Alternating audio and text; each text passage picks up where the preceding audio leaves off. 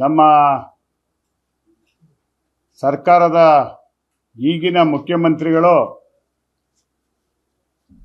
ಚುನಾವಣೆಗೂ ಮುಂಚೆ ಮಧು ಬಂಗಾರಪ್ಪನವರು ಪಾದಯಾತ್ರೆ ಮಾಡಿರೋ ದಿನ ವಿರೋಧ ಪಕ್ಷದ ನಾಯಕರಾಗಿದ್ದರು.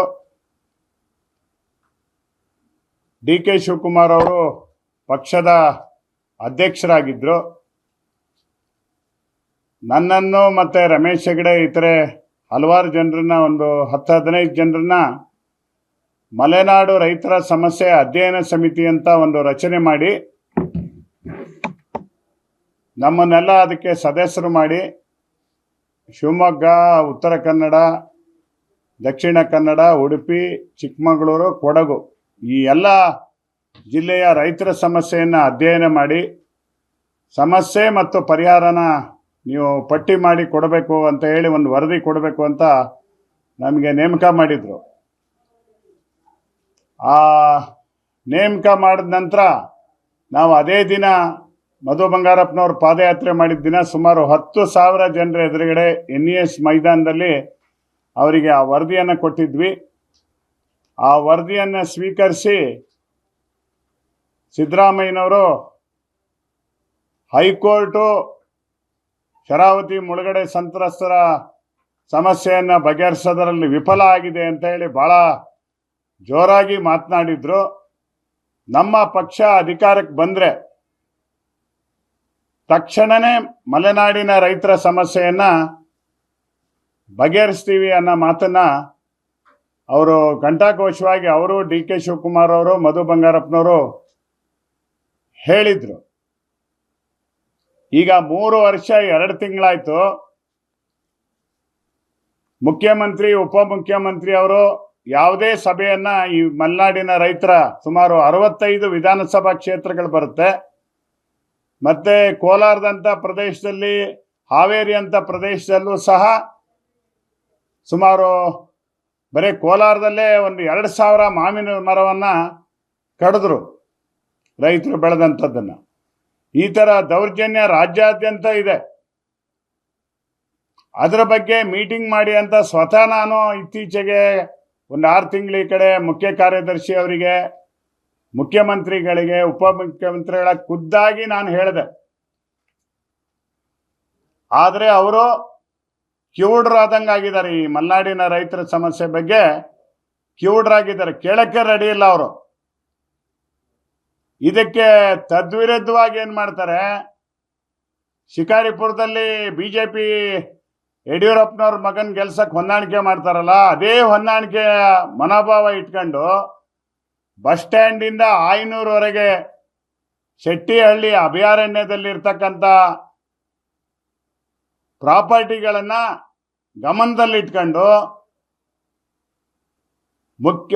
ವನ್ಯಜೀವಿ ಮಂಡಳಿ ಅಧ್ಯಕ್ಷರಾಗಿ ಸಿದ್ದರಾಮಯ್ಯನವರು 2 ತುರ್ತು ಸಭೆಗಳನ್ನು ನಡೆಸಿ ಆ ಪ್ರದೇಶವನ್ನು, ಅಭಯಾರಣ್ಯವನ್ನು ಗಾಜನೂರು ಹತ್ರ ಎಲ್ಲರೂ ಸ್ಥಳಾಂತರ ಮಾಡಬೇಕು ಅಂತ ಹೇಳಿ ನಿರ್ಣಯ ಮಾಡಿದ್ದಾರೆ. ಚಂದ್ರಗುತ್ತಿ ರೇಣುಕಮ್ಮನ ದೇವಸ್ಥಾನ ಅರಣ್ಯ ಅಂತ ಹೇಳಿ ಮಧು ಬಂಗಾರಪ್ಪನವ್ರು ತಿಣ್ಕಾಡ್ತಾ ಇದ್ದಾರೆ. ಬೇರೆ ಜಮೀನನ್ನು, ಸರ್ಕಾರದ ಜಮೀನು ಅರಣ್ಯಕ್ಕೆ ಕೊಟ್ಟು ಆ ದೇವಸ್ಥಾನ ಬಿಡಿಸ್ಕೋಬೇಕು ಅಂತ. ಸಿಗಂದೂರು ಚೌಡಮ್ಮನ ದೇವಸ್ಥಾನದ ಮೇಲೂ ಅರಣ್ಯ ಇಲಾಖೆಯವರು ಕೇಸ್ ಹಾಕಿದ್ರು. ಸಿಗಂದೂರು ಚೌಡಮ್ಮ ರೇಣುಕಮ್ಮನಿಗಿಂತ ದೊಡ್ಡ ದೇವತೆ ಈ ರೋಡಲ್ಲಿ ಯಾವುದಿದೆ ನಮ್ಗೆ ಕಾಣ್ತಾ ಇಲ್ಲ. ಅಷ್ಟು ಪವರ್ಫುಲ್ಲು ದೇವತೆ ಮತ್ಯಾವುದಿದೆ ಅಂತ ಹೇಳಿ ನಾನು ಹೇಳ್ತೀನಿ. ಅದಕ್ಕೋಸ್ಕರ ನಮ್ಮ ಸಿದ್ದರಾಮಯ್ಯನವರು, ಡಿ ಕೆ ಶಿವಕುಮಾರ್ ಅವರು ನುಡಿದಂತೆ ನಡಿತೀವಿ ಅಂತ ಹೇಳಿ ಸರ್ಕಾರ ಹೇಳಿದೆಯಲ್ಲ, ಇವರು ಪದೇ ಪದೇ ಸಿದ್ದರಾಮಯ್ಯನವ್ರು ಹೇಳ್ತಾರೆ, ನಾಡ್ದು 1ನೇ ತಾರೀಕು ಹೇಳ್ತಾರೆ. ಇವರು ನುಡಿದಂತೆ ನಡೆದೇ ಇಲ್ಲ. ಇವರು ಮಲೆನಾಡು ರೈತರ ವಿರೋಧಿಗಳು, ಇವರು ಜನಸಾಮಾನ್ಯರ ವಿರೋಧಿಗಳು. ಇವರು ಜನರಿಗೆ ಮೋಸ ಮಾಡಿದ್ದಾರೆ, ಮಾತು ಕೊಟ್ಟು ಮೋಸ ಮಾಡಿದ್ದಾರೆ. ನಮ್ಮ ಜಿಲ್ಲೆಯಲ್ಲಿ ಈಗ 50,000 ರೈತರು ಏನು ದೇವರಾಜ ಅರಸ್ ಕಾಲದಿಂದ ಬಂಗಾರಪ್ಪನವರು ಕಾಗೋಡು ಕಾಲದಲ್ಲಿ ಏನು ಹಕ್ಕುಪತ್ರಗಳನ್ನು ಜಿಲ್ಲೆಯಲ್ಲಿ ದರಖಾಸ್ತು ಮತ್ತು ಬಗರ್ಕುಂ ಕಾಯ್ದೆ ಇಡಿ ಭೂಮಿಯನ್ನು ಏನು ಪಡ್ಕೊಂಡಿದ್ದಾರೆ, ಆ 50,000 ಜನರ ಮೇಲೆ ಈಗ ಕೇಸ್ಗಳನ್ನು ಹಾಕಿದ್ದಾರೆ. ಇಲ್ಲೀಗಲ್ ಗ್ರ್ಯಾಂಟ್ಸ್ ಅಕ್ರಮ ಮಂಜೂರಾತಿ ಅಂತ ತಹಸೀಲ್ದಾರ್ನು ಸೇರಿಸಿ, ಅವಾಗಿನ ತಹಸೀಲ್ದಾರ್ ಭಾಳ ಜನ ಸತ್ತೋಗಿದ್ದಾರೆ, ಆದರೂ ಅವ್ರನ್ನ ಸೇರಿಸಿ ಕೇಸ್ಗಳನ್ನು ಹಾಕಿದ್ದಾರೆ. ನಮ್ಮ ಕೃಷ್ಣ ಬೈರೇಗೌಡರು ಕಂದಾಯ ಸಚಿವರು ಶಿವಮೊಗ್ಗಕ್ಕೆ ಬಂದಾಗ ಏನು ಹೇಳಿದ್ರು ಗೊತ್ತಾ? ಅವ್ರು ಏನು ಹೇಳಿದ್ರು ಅಂದರೆ, ಇಡೀ ರಾಜ್ಯದಲ್ಲಿ ಭೂಮಿ ಸಮಸ್ಯೆ ಇರೋದು ಜಾಸ್ತಿ ಶಿವಮೊಗ್ಗ ಜಿಲ್ಲೆಯಲ್ಲಿ, ನಾವು ಕಂದಾಯ ಇಲಾಖೆಯಿಂದ ಕೊಟ್ಟಿರೋ ಹಕ್ಕುಪತ್ರನೆಲ್ಲ ಅರಣ್ಯ ಇಲಾಖೆ ಅವ್ರು ನಮ್ಮದು ಅಂತ ಹೇಳ್ತಾ ಇದ್ದಾರೆ. ಇದು ನನ್ನ ಕೈಲೂ ಬಗೆಹರಿಸಕ್ಕೆ ಅಸಾಧ್ಯ, ಉನ್ನತ ಮಟ್ಟದಲ್ಲಿ ಸಮಸ್ಯೆ ಬಗೆಹರಿಬೇಕು ಅಂದರು. ಮಧು ಬಂಗಾರಪ್ಪನವರು ಸಚಿವರಾದ್ಮೇಲೆ 4-5 ಮೀಟಿಂಗ್ ಮಾಡಿದ್ರು, ಅಧಿಕಾರಿಗಳದು 4-5 ಮೀಟಿಂಗ್ ಮಾಡಿದ್ರು. ಆಮೇಲೆ ಕೃಷ್ಣ ಬೈರೇಗೌಡರು ಕಂಡ್ರೆ ಅವ್ರನ್ನ ಕೂರ್ಸ್ಕೊಂಡು ಮೀಟಿಂಗ್ ಮಾಡಿದ್ರು. ಯಾವುದೂ ಪ್ರಯೋಜನ ಆಗಿಲ್ಲ. ಈ ಸರ್ಕಾರದ ಬಂದ ಮೇಲೆ ಒಂದೇ ಆಗಿರೋದಂದ್ರೆ, ಒಂದು ಪ್ರಕ್ರಿಯೆ ನಡೆದಿದೆ ಶರಾವತಿ ಮುಳುಗಡೆ ಅವ್ರ ಬಗ್ಗೆ. ಅಂದರೆ ಬೊಮ್ಮಾಯಿ ಅವರು ರಾಜ್ಯ ಹೈಕೋರ್ಟು ಶರಾವತಿ ಮುಳುಗಡೆ ಸಂತ್ರಸ್ತರ ಜಮೀನನ್ನು ಅರಣ್ಯದನ್ನು ಕಂದಾಯವನ್ನಾಗಿ ಹಿಂದೆ ಸಿದ್ದರಾಮಯ್ಯನವರು ಕಾಗೋಡು ತಿಮ್ಮಪ್ಪನವರ ಒತ್ತಾಯದಿಂದ ಆದೇಶ ಮಾಡಿದ್ದನ್ನು ಹೈಕೋರ್ಟ್ ವಜಾ ಮಾಡಿತ್ತು. ಆ ವಜಾ ಮಾಡಿದ್ದಕ್ಕೆ ಕೇಂದ್ರ ಸರ್ಕಾರದ ಅನುಮತಿ ನೀವು ತಗೊಳ್ಬೇಕು ಅಂತ ಹೇಳಿ ಹೈಕೋರ್ಟ್ ನ್ಯಾಯಾಧೀಶರು ತೀರ್ಪಿನಲ್ಲಿ ಹೇಳಿದರು. ಆಗ ಬೊಮ್ಮಾಯಿ ಅವರು ಕೇಂದ್ರ ಸರ್ಕಾರಕ್ಕೆ ಒಂದು ಪತ್ರ ಬರೆದಿದ್ರು, ನಮ್ಗೆ ಅನುಮತಿ ಕೊಡಿ ಶರಾವತಿ ಮುಳುಗಡೆ ಸಂತ್ರಸ್ತರ ಜಮೀನು ಕೊಡೋಕ್ಕೆ ಅಂತ. ಆ ಪತ್ರಕ್ಕೆ ಉತ್ತರ ಏನು ಬಂತಂದರೆ, ಕೇಂದ್ರದಿಂದ ಚುನಾವಣೆಗೂ 1 ತಿಂಗಳ ಹಿಂದೆ ನೀವು ಸುಪ್ರೀಂ ಕೋರ್ಟಿಗೆ ಮಧ್ಯಂತರ ಅರ್ಜಿಯನ್ನು ಹಾಕಿ ಅಂತ ಹೇಳಿ ಒಂದು ಪತ್ರ ಬಂತು ರಾಜ್ಯ ಸರ್ಕಾರಕ್ಕೆ.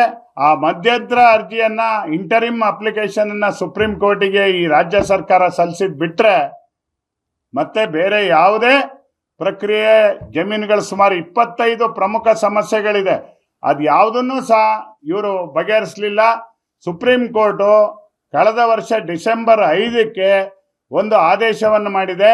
ರಾಜ್ಯ ಸರ್ಕಾರ, ಕೇಂದ್ರ ಸರ್ಕಾರದ ಕಾರ್ಯದರ್ಶಿಗಳು ಪರಸ್ಪರ ಕೂತ್ ಮಾತಾಡಿ ಈ ಶರಾವತಿ ಮುಳುಗಡೆ ಸಂತ್ರಸ್ತರ ಸಮಸ್ಯೆಯನ್ನು ಬಗೆಹರಿಸಲಿಕ್ಕೆ ಪ್ರಯತ್ನಿಸಿ ಅಂತ ಒಂದು ಆದೇಶ ಮಾಡಿದೆ. ಆ ಆದೇಶ 1.5 ವರ್ಷ ಆದರೂ ಇನ್ನೂ ಜಾರಿ ಬಂದಿಲ್ಲ. ನಾನು ಮುಖ್ಯ ಕಾರ್ಯದರ್ಶಿ ಶಾಲಿನಿ ರಜನೀಶ್ ಅವ್ರ ಹತ್ರ ಮಾತಾಡಿದೆ, ನಿಮ್ಮ ಜಿಲ್ಲಾಧಿಕಾರಿ ಕಡತವನ್ನು ಅರಣ್ಯ ಇಲಾಖೆ ಕೊಡಬೇಕು. ಎಷ್ಟು ಜನರಿಗೆ 9,129 ಎಕರೆ ಮೊದಲು ಅರಣ್ಯ ಇಲಾಖೆಯಿಂದ ಬಿಡುಗಡೆ ಆಗಿರೋದು, ಆ ಪಟ್ಟಿಯಲ್ಲಿ ಯಾರ್ಯಾವ ರೈತರ ಹೆಸರು ಬರಬೇಕು, ಯಾರ್ಯಾರು ಫಲಾನುಭವಿಗಳು ಬರಬೇಕು ಅಂತ ಕಳಿಸೋ ಜವಾಬ್ದಾರಿ ನಿಮ್ಮ ಜಿಲ್ಲಾಧಿಕಾರಿದು. ಆ ಕೆಲಸ ತಡ ಆಗಿದೆ. ಜಿಲ್ಲಾಧಿಕಾರಿ ಅದನ್ನು ಅರಣ್ಯ ಇಲಾಖೆ ಕೊಟ್ಟ ಮೇಲೆ ಆಮೇಲೆ ಅರಣ್ಯ ಇಲಾಖೆಗೆ ಬೆಂಗಳೂರಿಗೆ ಬಂದು, ನನಗೂ ಸಹ ಬಂದು, ಅದು ದೆಹಲಿಗೆ ಹೋಗಿ ಆ ಸಮಸ್ಯೆ ಬಗೆಹರಿಯುತ್ತೆ ಅರಣ್ಯ ಇಲಾಖೆ ಸುಪ್ರೀಂ ಕೋರ್ಟಿನ ಉಪಸ್ಥಿತಿಯಲ್ಲಿ. ನಾನು ಒಪ್ಕೊಂಡಿದ್ದೀನಿ, ಕೇಂದ್ರ ಸರ್ಕಾರದ ಕಾರ್ಯದರ್ಶಿನೂ ಶರಾವತಿ ಮುಳುಗಡೆ ಸಂತ್ರಸ್ತರ 9,129 ಎಕರೆಯನ್ನು ಅರಣ್ಯದನ್ನು ಕಂದಾಯ ಮಾಡೋದಕ್ಕೆ ನಾವು 2 ಜನ ಕೇಂದ್ರ ಮತ್ತು ರಾಜ್ಯದವರು ಒಪ್ಪಿದ್ದೀವಿ ಅನ್ನೋ ಮಾತನ್ನು ಹೇಳಿದ್ರು. ಆಮೇಲೆ ಎಷ್ಟು ಮಧು ಬಂಗಾರಪ್ಪನವರು ಒಂದು ಪತ್ರ ಬರೆದಿದ್ರು ಮುಖ್ಯಮಂತ್ರಿಗೆ, ಮುಖ್ಯಮಂತ್ರಿ ಅವರಿಗೆ. ನನ್ನ ಹತ್ರನೂ ಕೆಲವು ಸಮಸ್ಯೆಗಳು ನಿಮ್ದು ಏನಾರಿದ್ರೆ ಅದು ಸೇರಿಸ್ರಿ ಅಂತ ಒಂದು 25 ಸಮಸ್ಯೆಗಳನ್ನು ಒಳಗೊಂಡಂಥ ಪತ್ರವನ್ನು ಮುಖ್ಯಮಂತ್ರಿ ಸಭೆ ಕರೆಯೋದಕ್ಕೆ ಬರೆದಿದ್ರು 1 ವರ್ಷದ ಹಿಂದೆ ಮಧು ಬಂಗಾರಪ್ಪನವರು. ಆ ಅರ್ಜಿಯನ್ನು ಮುಖ್ಯಮಂತ್ರಿಗಳು ಸ್ವತಃ ಸಿದ್ದರಾಮಯ್ಯ ಅಂತ ಸೈನ್ ಹಾಕಿ ಅದನ್ನು ನಮ್ಮ ಜಿಲ್ಲಾಧಿಕಾರಿ ಕಚೇರಿಗೆ ಮಾಹಿತಿಯೊಂದಿಗೆ ಸಭೆ ಕರೆಯಿರಿ ಅಂತ ಮೇಲ್ಗಡೆ ಬರೆದಿದ್ದಾರೆ, ಕೆಳಗಡೆ ಸಿದ್ದರಾಮಯ್ಯ ಅಂತ ಸೈನ್ ಹಾಕ್ಯಾರೆ. ಮುಖ್ಯ ಕಾರ್ಯದರ್ಶಿಗೆ ಬರೆದಿರೋ ಆದೇಶ ಅದು. ಆ ಪತ್ರ ಬಂದು 1 ವರ್ಷ ಆಗಿದೆ. ಮುಖ್ಯಮಂತ್ರಿ ಸಿದ್ದರಾಮಯ್ಯನವರ ಆದೇಶದ ಪತ್ರ ಇನ್ನೇನು ಕಸದ ಬುಟ್ಟಿಗೆ ಸೇರ್ಬೇಕು ಆ ಮಟ್ಟದಲ್ಲಿ ಅಲ್ಲಿ ಮೂಲೆಯಲ್ಲಿ ಬಿದ್ದಿದೆ ನಮ್ಮ DC ಆಫೀಸಲ್ಲಿ. ಇವರು ಒಂದು ಮಹತ್ವದ ಇಡೀ ಒಂದು 8-10 ಜಿಲ್ಲೆಗಳ ಸಮಸ್ಯೆಗಳ ಬಗ್ಗೆ ಮಧು ಬಂಗಾರಪ್ಪನವ್ರು ಪತ್ರ ಬರೆದ್ರೆ ಅದ್ರ ಬಗ್ಗೆ ಮಾಹಿತಿ ಕೊಡಿ ಅಂತ ಜಿಲ್ಲಾಧಿಕಾರಿಗೆ ಬಂದರೆ ಅದು ವರ್ಷಗಟ್ಟಲೆ ಇಲ್ಲೇ ಬಿದ್ದಿರುತ್ತೆ. ಅಂದರೆ ಇವರು ಯಾವ ಸಮಸ್ಯೆ ಬಗ್ಗೆ ಆದ್ಯತೆ ಕೊಟ್ಟಿದೆ ಈ ಸರ್ಕಾರ ಅಧಿಕಾರಿಗಳು ಅನ್ನೋದು ಇವತ್ತು ನಮಗೆ ತಿಳಿಯುತ್ತೆ. ಇವರಿಗೇನಾದ್ರು ಕಿಂಚಿತ್ತು ಇವತ್ತು ಯಾವ ವರ್ಗಕ್ಕೂ ಸಿದ್ದರಾಮಯ್ಯನವ್ರು ಬಂದ ಮೇಲೆ ಸಾಮಾಜಿಕ ನ್ಯಾಯ ಕೊಡಲಿಲ್ಲ ನಮ್ಮ ರಾಜ್ಯದಲ್ಲಿ, ರೈತರಿಗೂ ಕೊಡಲಿಲ್ಲ, ಯಾವ ವರ್ಗಕ್ಕೂ ಕೊಡಲಿಲ್ಲ. ಕಾಂತರಾಜ್ ವರದಿ ಅಂತ ಹಿಂದೆ ಮಾಡಿದ್ರು, 165 ಕೋಟಿ ಹಿಂದಿನ ಸರ್ಕಾರದಲ್ಲಿ CM ಆದಾಗ ಮಾಡಿದ್ರು. ಅವ್ರು ಪರಲೋಕದಲ್ಲಿದ್ದಾರೆ, ಶಾಮನೂರು ಶಿವಶಂಕರಪ್ಪನವರು. ಕಸದ ಬುಟ್ಟಿಲಿರೋ ವರದಿನ ತಂದು ಮುಖ್ಯಮಂತ್ರಿ ಟೇಬಲಲ್ಲಿ ಇಟ್ಟಿದ್ದಾರೆ ಅಂದಿದ್ರು. ಅದು ಸಿದ್ದರಾಮಯ್ಯನವರೇ ಕಸದ ಬುಟ್ಟಿಗೆ ಹಾಕ್ಬಿಟ್ರು. ಅವರೇ ಮಾಡಿರೋ ವರದಿ ರಾಜ್ಯದ ಬೊಕ್ಕಸದಿಂದ 165 ಕೋಟಿ ಏನು ಹಿಂದುಳಿದ ವರ್ಗಗಳಿಗೆ ಎಲ್ಲ ಜಾತಿಯವ್ರದ್ದು ಅಂಕಿಅಂಶ ತಗೊಂಡು ಎಲ್ಲ ಜಾತಿಗಳ ಆರ್ಥಿಕ ಸಾಮಾಜಿಕ ಪರಿಸ್ಥಿತಿ ಹೆಂಗಿದೆ ಅಂತ ಅಧ್ಯಯನ ಮಾಡಿರೋ ವರದಿಯನ್ನ ಸಿದ್ದರಾಮಯ್ಯನವರೇ ಸ್ವತಃ ಕಸದ ಬುಟ್ಟಿಗೆ ಹಾಕಿದ್ರು. ನಂತರ ಈಗೇನೋ ಮಧುಸೂದನ್ ವರದಿ ಅಂತ ಮತ್ತೊಂದು 500 ಕೋಟಿ ರೂಪಾಯಿ ಖರ್ಚು ಮಾಡಿದ್ರು. ಡಿಸೆಂಬರಲ್ಲಿ ಅದನ್ನ ಬಿಡುಗಡೆ ಆಗ್ತೀವಿ ಅಂತ ಹೇಳಿದ್ರು. ಅದು ಬಿಡುಗಡೆ ಆಗಲಿಲ್ಲ.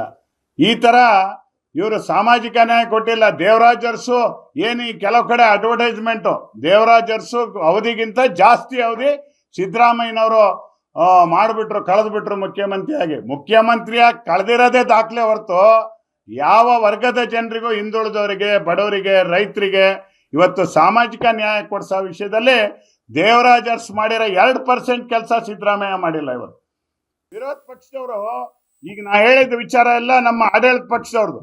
ವಿರೋಧ ಪಕ್ಷದವ್ರು ಎಂದಾದ್ರೂ ನಮ್ಮ ಶಿವಮೊಗ್ಗ ಜಿಲ್ಲೆಯಲ್ಲಿ 50,000 ಜನರದ್ದು ಹಕ್ಕುಪತ್ರ ವಜಾ ಮಾಡಕ್ ಮಾಡಿದಿರಿ ಅಂತ ಹೋರಾಟನ ಮಾಡಿದಾರ? ಯಾಕೆ ಬಾಯಿ ಮುಚ್ಕೊಂಡು